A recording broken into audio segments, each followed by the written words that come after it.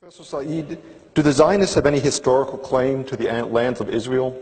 Of course, but I would not say that the Jewish claim, or the Zionist claim, is the only claim or the main claim. I say that it is a claim among many others.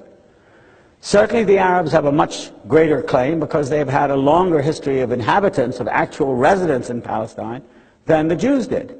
If you look at the history of Palestine, there's been some quite interesting work done by biblical archaeologists.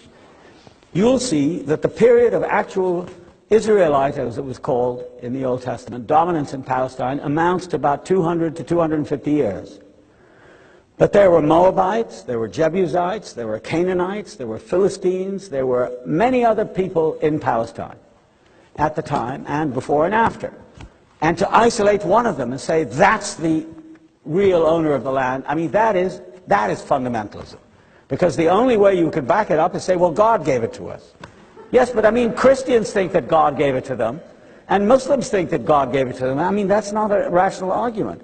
So I think the people who have a history of residence in Palestine for a certain amount of time, including the Jews, yes, and of course the Arabs, have a claim.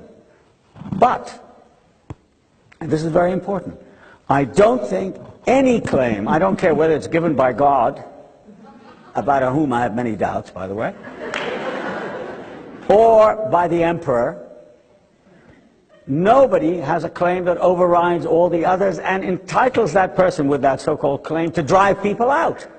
I mean, that's the point.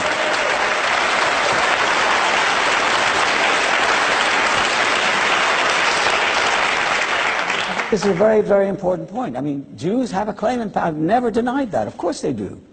But is it a claim that can tell a Palestinian, well, you've got to leave this house because I mean, I got it 3,000 years ago.